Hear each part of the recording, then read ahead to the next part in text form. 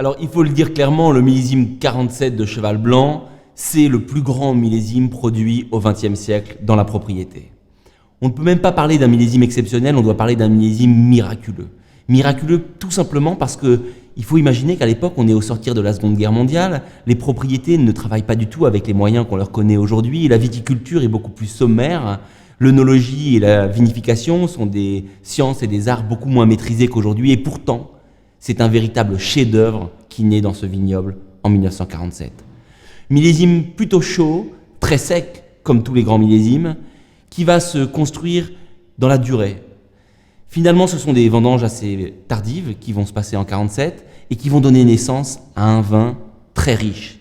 On est quasiment à 14 degrés d'alcool. Il faut imaginer que c'est un véritable challenge pour le vinificateur que d'être capable, à l'époque, de vinifier des vins avec un degré pareil. Et d'ailleurs, les stigmates qui lui restent, c'est une acidité volatile un peu élevée, mais qu'on lui pardonne tout à fait, et puis des sucres résiduels qui sont là pour témoigner de ces fermentations compliquées et de cette richesse naturelle des raisins au moment de la récolte.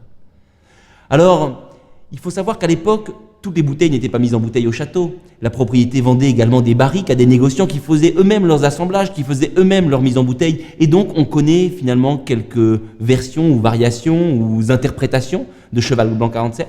Et fait étonnant, chacune de ces interprétations ont donné à chaque dégustateur un plaisir absolument inouï.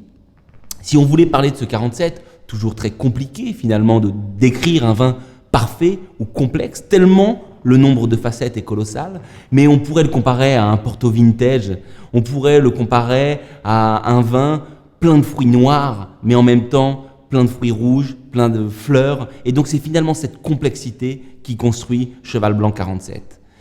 Ce qui le tient en bouche, parce que l'apanage des très grands, c'est la dégustation en bouche, la sensation que le dégustateur va avoir sur le palais, ce sont des vins très droits, très pleins, très généreux, très onctueux, et fait tout à fait étonnant, l'ensemble des dégustateurs le décrivent comme ça depuis son plus jeune âge jusqu'à aujourd'hui, et j'en suis sûr encore pour l'éternité.